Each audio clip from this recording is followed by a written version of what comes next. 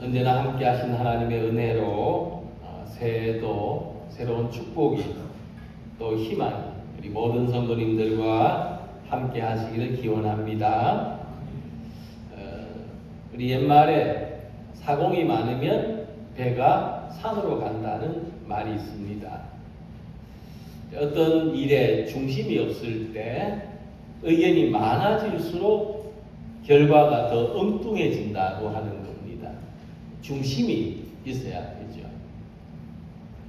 그런데 특별한 목적을 위해서 배를 산으로 옮겨야 할 때도 있습니다. 세계사를 보면 오스만 제국이 콘스탄티노플을 침공할 때 그 좁은 해협을 철동같이 지키는 경비병들을 피하기 위해서 배를 윤도로 옮겨서 이동했던 유명한 이야기가 있습니다. 2026년도에 배를 산으로 옮겨야 하는 그런 일이 우리들에게도 생길까 싶습니다만은 한마음 한뜻이 되어서 움직이면 불가능한 일도 가능해질 수가 있습니다. 그래서 우리의 삶이 얼마나 효능을 발휘할 수 있는지는 중심, 목표에 얼마만큼 집중할 수 있는지가 결정하는 것입니다. 금년도 우리 교회의 비전은 빌립보서 2장 2절 말씀에 따라서 한마음 한뜻으로 나아가는 교회로 정했습니다. 나아간다는 것은 지금보다 모든 면에서 나아진다. 하나님을 향해서 더 바람직한 교회와 성도가 되어간다는 뜻이 있습니다. 당연히 우리는 퇴보하는 삶, 퇴보하는 신앙이 아니라 더 나아지는 삶과 신앙을 추구해야 되겠습니다. 그러기 위해서 우리 모두가 한 마음, 한 뜻이 되어야 하겠습니다.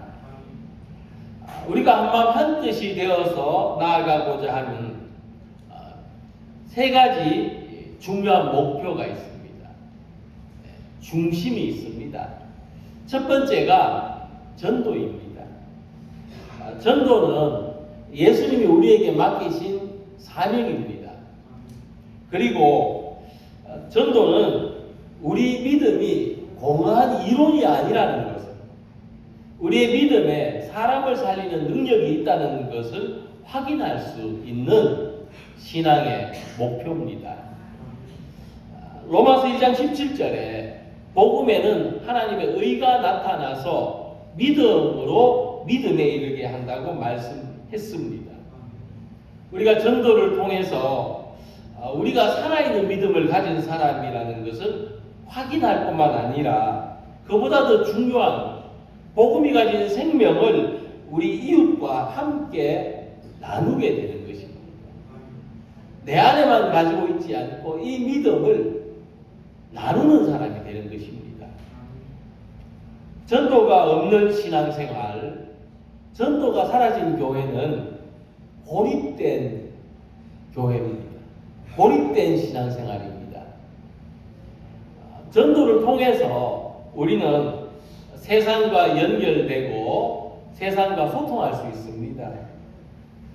금년 한 해 전도를 통해서 자기중심적인 신앙생활을 그 한계를 극복하는 우리가 되기를 바랍니다.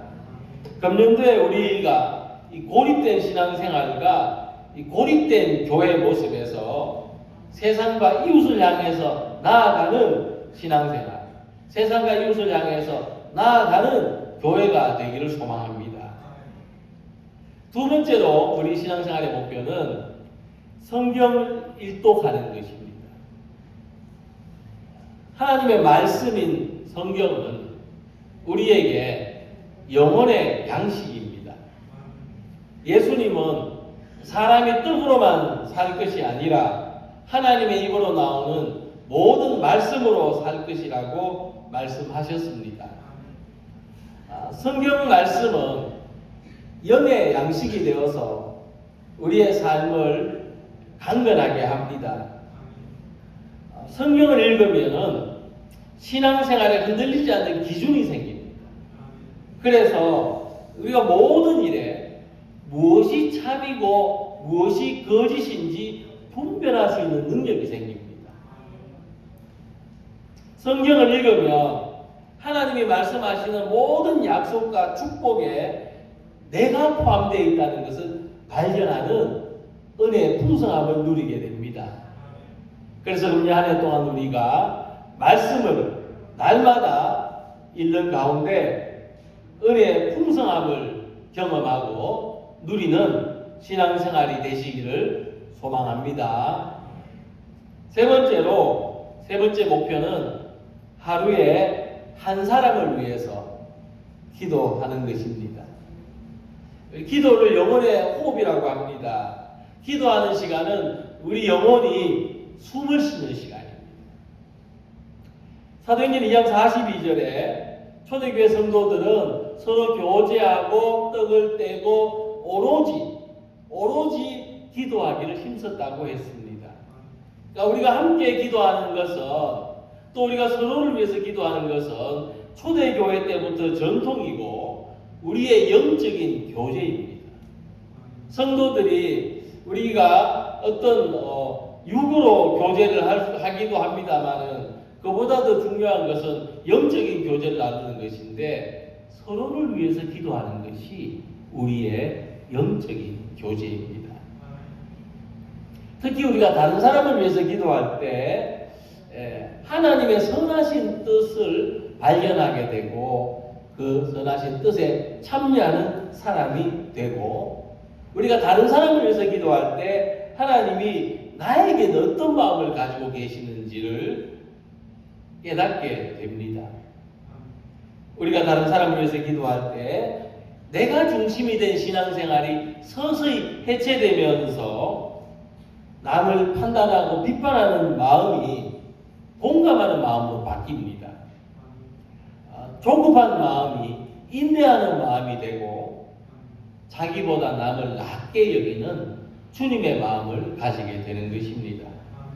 그래서 우리가 한 번에 우리 교인 전체를 놓고 기도하겠다 이렇게 기도할 수는 없을지라도 하루에 한 사람,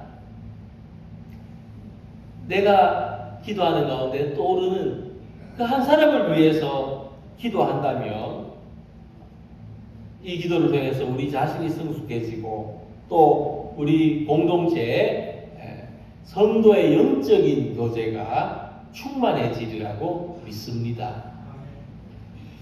그래서 우리가 이 세 가지 중요한 신앙생활의 목표를 앞에 놓고 한 마음 한 뜻이 된다고 하는 것은 우리가 같은 목적을 가지는 것입니다. 교회는 언제나 다양한 사람들이 어울려서 신앙생활을 했습니다. 초대교회에도 유대인 신자와 헬라인 신자들이 있었고, 또 바울과 바나바 이렇게 다른 성향을 가진 사람들이 있었고, 또 베드로와 바울, 먼저 사도가 된 사람과 나중에 사도가 된 사람들이 있었는데 이 사이에 항상 다른 점이 있었고 또 긴장도 존재했습니다. 그럼에도 불구하고 교회는 같은 목적을 가진 사람들의 모임이었습니다. 그래서 수천 년이 지나도 교회는 통일성을 유지할 수가 있었던 것입니다. 교회는 항상 복음이 전파되고 있는가? 하나님의 말씀을 배우고 따르는가? 서로를 위해서 기도하는가? 이 세 가지 일에 한 마음 한 뜻이 되어 왔습니다. 이것이 복음의 진보와 또 공동체의 유익, 하나님의 영광을 구하는 교회의 신앙적인 태도였습니다. 그래서 우리도 이와 같은 전통에 따라서 금년 한 해 동안 전도, 말씀, 기도에 한 마음 한 뜻으로 나아가는 교회가 되기를 소망합니다. 바울은 3절 말씀에서 이런 일을 통해서 아무 일에든지 다툼이나 허영으로 하지 말라고 가르칩니다. 바울은 사람들이 분열과 갈등을 향해서 나아가는 원인은 세상에만 분열과 갈등이 있는 것이 아니라 교회에도 있다고 말합니다. 교회는 하나님이 세우신 거룩한 곳이지만 우리가 여전히 그 하나님의 거룩하심에 완전히 도달하지 못했기 때문에 우리가 분쟁을 일으키거나 또 자기를 과시하려는 허영심과 같이 잘못된 동기에 따라서 행동할 수가 있다는 것입니다. 그래서 바울은 이와 같은 이유로서 우리가 분열이라고 하는 문제, 서로 하나가 되지 못하는 이 부분을 어떻게 극복해야 되는지를 이야기하고 있습니다. 근데 이 다툼이라는 말이 재미있는 말인데, 이 다툼이라는 말은 우리 편이라고 하는 그런 편파적인 집단의식에서 나오는 말입니다. 이 세계 역사를 볼 때도 우리 편이라는 의식은 반드시 다른 편을 규정하게 되어 있습니다. 그러니까 아예 우리 편이라는 의식이 없으면 다른 편도 없습니다. 그런데 우리 편이라는 의식을 가질 때는 반드시 다른 편이 규정된다는 겁니다.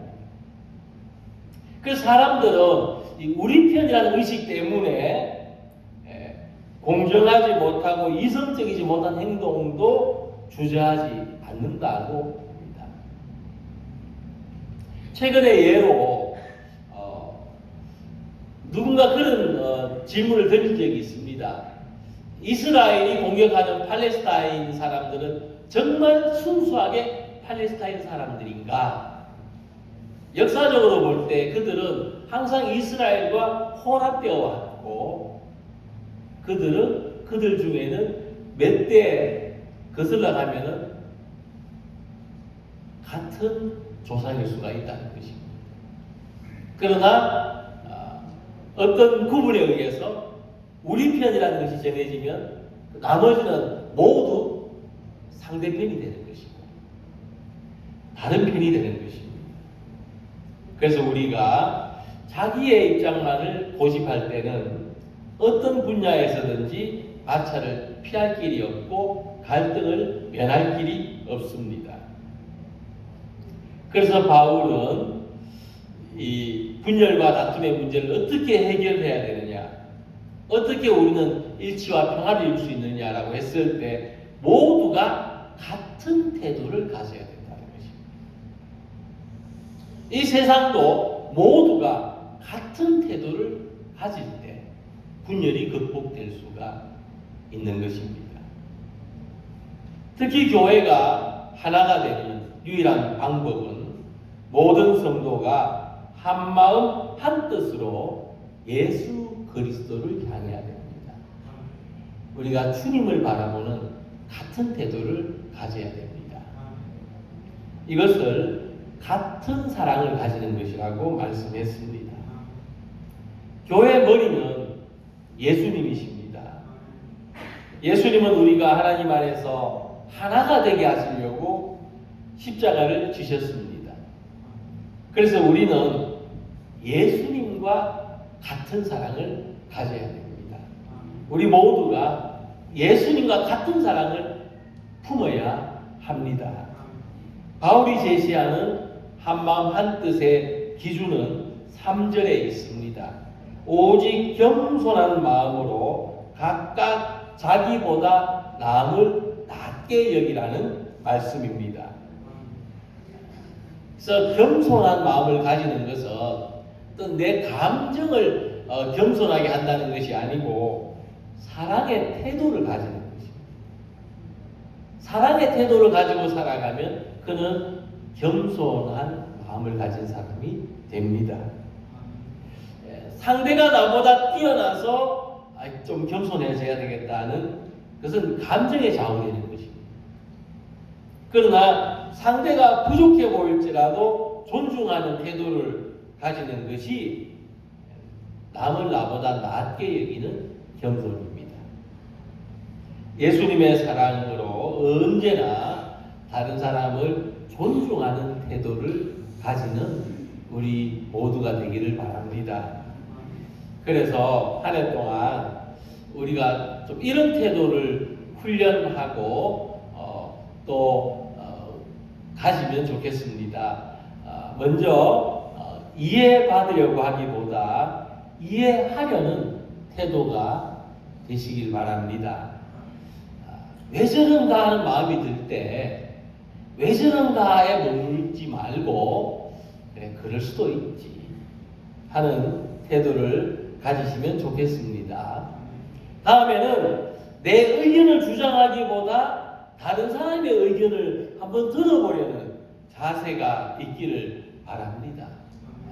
너무 경직되게 내가 하는 말이 옳다라고만 생각할 것이 아니고 다른 사람은 어떤 생각인가 들어보는 것이죠. 그래서 이 공동체를 위해서 우리 모두의 의견이 반영되는 더 나은 선택을 할 수 있는 우리가 되기를 바랍니다. 그리고 어떤 일에서든지 이기려는 마음을 가지기보다 관계를 지키려는 태도를 가지기 원합니다. 우리는 어떤 생각이나 어떤 일의 방식이나 이것을 이기려고 해서는 안 됩니다. 내가 이기려고 해서는 안 됩니다. 그렇다 보면은 진 사람은 마음이 상합니다. 어떤 관계에서도 진 사람은 자기가 소외됐다고 느낄 수 있습니다. 그래서 우리가 경쟁보다는 관계가 중요합니다. 성도의 관계를 잘 지키는 우리가 되기를 바랍니다. 그럴 때 우리는 서로에게서 도움을 받아서 같은 목적을 향해서 함께 나아갈 수가 있습니다. 그래서 교회는 먼저 다양하다는 것을 인정해야 됩니다. 다 다양합니다. 생각이 다 다르고 경험이 다 다릅니다. 하지만 교회는 주님의 몸으로 함께 신앙생활을 하는 곳입니다. 그래서 우리가 서로 존중하는 태도를 가지고 한마음 한뜻이 되는 2026년도에 우리 교회가 되기를 소망합니다. 그리고 우리가 함께 나아간다는 것은 교회의 사명을 실천하는 것을 말합니다. 그리고 교회의 사명을 실천할 때 함께 나아가는 교회가 됩니다. 특히 이 교회의 사명은 어떤 한 사람한테만 맡기고 기대하는 것이 아닙니다. 교회를 이루는 우리 각자에게 사명이 있고 책임이 있는 것입니다. 이 사명과 책임을 본문 4절에서 이렇게 말씀합니다. 각각 자기 일을 돌볼 뿐더러 각각 다른 사람의 일을 돌보라고 했습니다. 자, 먼저 우리는 자신을 돌볼 뿐만 아니라 다음에 다른 사람의 삶에도 다른 사람의 구원에도 관심을 가져야 하는 것입니다. 사람이 자기 구원, 자기 축복, 자기 행복을 위해서만 살고자 하면 복음도 자기 안에 갇혀버립니다. 그런데 우리가 이웃과 세상을 향해서 더 넓은 예수님의 마음을 가지고 바라볼 때 복음의 능력은 우리를 넘어서서 더 크게 역사할 뿐만 아니라 우리의 마음도 점점 더 넓어지고 또 그것이 우리가 함께 나아간다는 이 말씀의 의미입니다. 그래서 바울은 우리가 함께 나아가는 두 가지 원리를 제시합니다. 먼저 자기 일을 돌보는 것입니다. 자기 일을 돌본다는 것은 자기 신앙생활에 책임감을 가지는 성도가 되는 것을 말합니다. 우리가 뭐 누구를 위해서 신앙생활 하는 것은 아니지만은, 그러나 우리 교회의 공동체의 지체로서 내 신앙생활에 책임감을 가지고 자기 신앙의 성장을 위해서 전도, 말씀, 기도 생활을 부지런히 실천하는 우리 모두가 되시기를 바랍니다. 금년도에 내 신앙의 성장을 위해서 말씀을 매일 읽고 또 매일 한 사람을 위해서 기도하고 복음을 전하겠다, 이런 목표를 가지시기 바랍니다. 그리고 동시에 우리는 다른 사람을 돌아봐야 됩니다.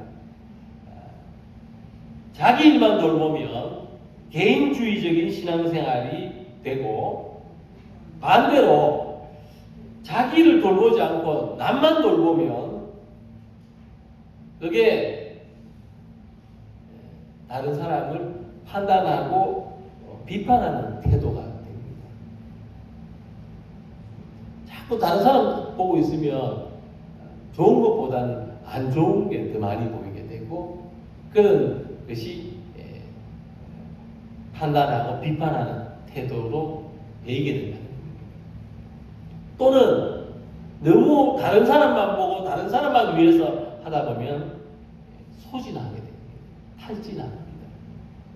그래서 우리가 한마음 한뜻이 된다는 것은 먼저 자기를 돌볼 뿐만 아니라 그리고 다른 사람을 돌아보는 이 두 가지 축을 균형 있게 붙들고 살아가는 성숙한 모습입니다. 우리는 교회가 예수님의 몸이라는 신앙 고백을 가지고 있습니다. 몸이라는 것이 한 지체가 아프면 전체가 아프고 전체가 영향을 받습니다. 그리고 몸은 또 한 지체가 영광을 얻으면 전체가 영광스럽게 되는 것입니다. 따라서 우리가 우리 자신이 영적으로 진보하고 성장하는 것이 우리 교회의 성장이 되는 것입니다. 그래서 우리 각자가 영적으로 성장함으로써 우리 교회가 함께 성장하고 함께 나아가는 교회가 되기를 바랍니다. 바울은 세상적인 원리로 말하지 않았습니다. 우리의 중심에 예수 그리스도를 모시고 함께 나아가는 우리 성도들이 되기를 바랍니다. 출애굽 후에 이스라엘 백성들이 아말렉 부족하고 전쟁을 할 때 그들은 이 전쟁에서 이길 만한 어떤 전략이나 훈련이나 심지어 무기도 가지지 못했습니다. 근데 신기한 것은 산 위에서 기도하는 모세의 손이 올라가면 이스라엘이 이기고, 이 모세의 손이 자꾸 내려오면 아말렉이 이겼다는 것입니다. 그래서 모세가 손을 들면 이스라엘이 이기고 손을 내밀면 아말렉이 이겼다는 말씀이 있습니다. 그러니까 단순히 손을 들면 이기고 손을 내리면 지는 이런 게 전쟁이라면 장기판 위에서 장기말을 움직이는 것처럼 이 전쟁이 얼마나 쉽고 단순한 것입니까? 근데 여기에 중요한 메시지가 있습니다. 모세가 손을 들고 있어서 승리했다는 것이 아니고, 모세가 손을 들고 이스라엘의 승리를 위해서 기도했고, 이 모세의 손이 내려오지 않도록, 힘들고 지쳐서 내려오지 않도록 아론과 훌이 양쪽에서 모세의 손을 떠받치고 있었기 때문에 승리할 수 있었습니다. 한 마음 한 뜻입니다. 이렇게 한 마음 한 뜻이 되면 어떤 싸움에서도 승리할 수가 있습니다. 2025년도에도 우리는 함께였습니다. 우리 작년 마지막 주일 함께 예배를 드렸고, 또 2026년도에 우리 또 이렇게 함께 예배를 드립니다. 우리는 언제나 함께 예수님을 중심으로 함께입니다. 두 사람, 세 사람이 모일지라도 예수님의 이름과 예수님의 일을 위해서 모였을 때 우리는 교회라는 대표성을 가지고 함께라는 것을 꼭 잊지 않기를 바랍니다. 두 사람이, 세 사람이 사역해야 될 때도 있을 것입니다. 그러나 우리 둘밖에 없구나. 겨우 셋이란 말이냐? 아니고 우리는 언제나 함께라는 것을 잊지 않는 성도가 되시길 바랍니다. 그래서 2026년도에도 우리는 전도도 함께하고 말씀도 함께 읽고 기도도 함께하는 교회가 되기를 바랍니다. 함께하면 혼자서는 넘기 힘든 한계를 넘을 수 있습니다. 함께하면 이 신앙을 삶의 영역에 적용할 수 있습니다. 함께하면 우리는 흔들리거나 또 넘어질 때 포기하고 싶을 때 붙잡아 줄 수 있습니다. 그래서 한 마음 한 뜻으로 우리 함께 나아가는 2026년도에 교회 비전을 이루어가는 우리 모두가 되시기를 주님의 이름으로 기원합니다. 기도드리겠습니다.